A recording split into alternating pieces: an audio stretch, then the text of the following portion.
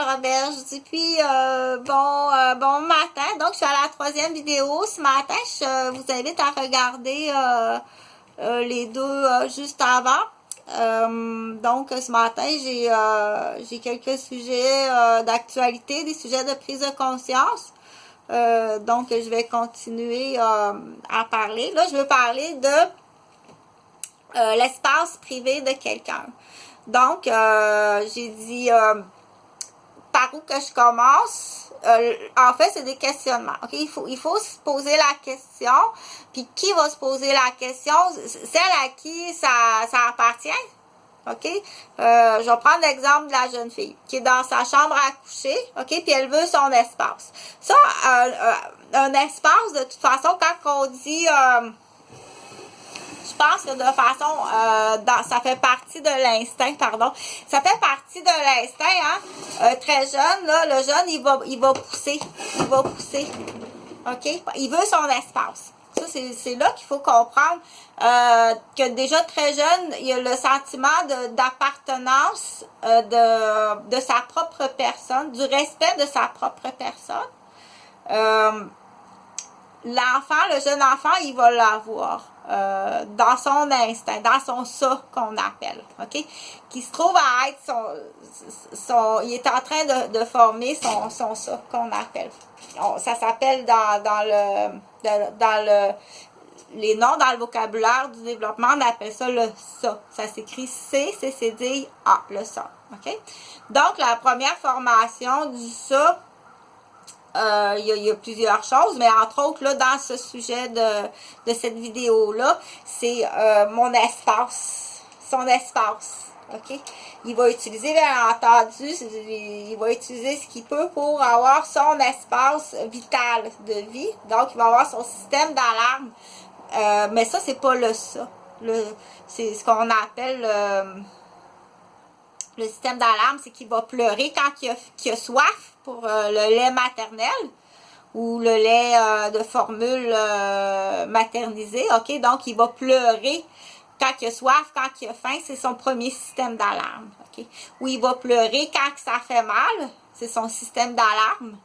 Ou il va pleurer s'il y a trop chaud, trop froid, s'il s'ennuie, s'il y a de la peine, s'il a peur.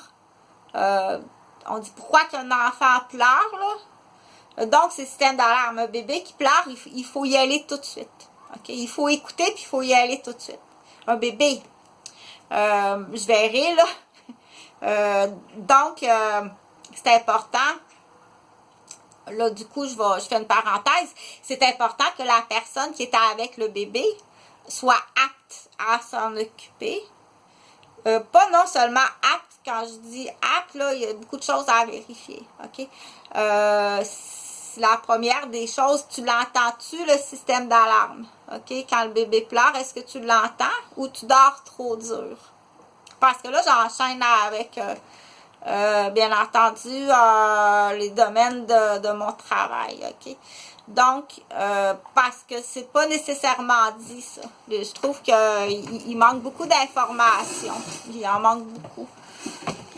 Donc, il y a comme une équipe, là, c'est là qu'on parle de l'équipe multidisciplinaire, dire, admettons, si c'est un jeune père de famille qui est dans les AA, puis qui prend de la médication, qui est en sevrage alcooliste.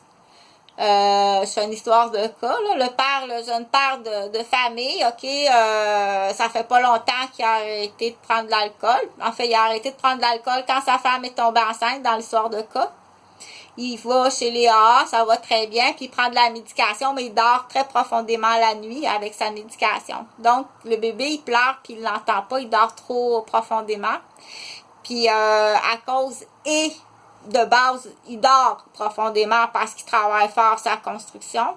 Puis, il dort profondément parce qu'il prend de la médication. Puis, il n'entend vraiment pas son bébé pleurer.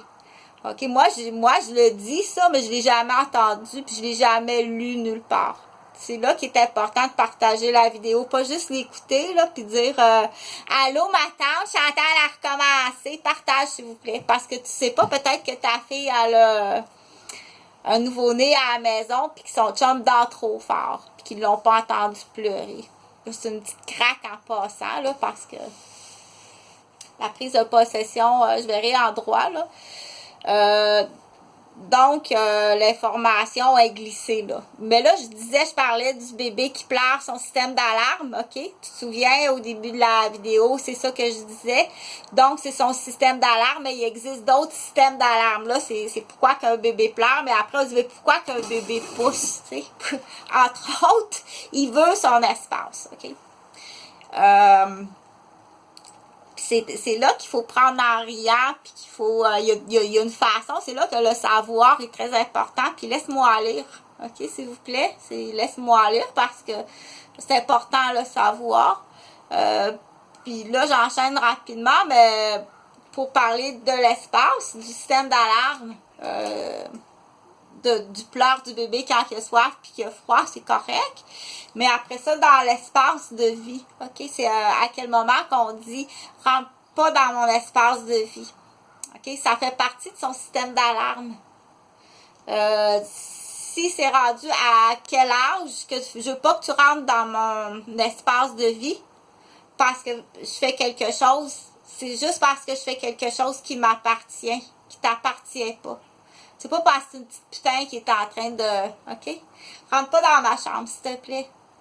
Ça, il faut mettre ça mis au clair. Je suis pas en train de faire un mauvais coup, là. C'est juste que c'est un espace de vie, puis c'est un temps de repos. Je veux me reposer.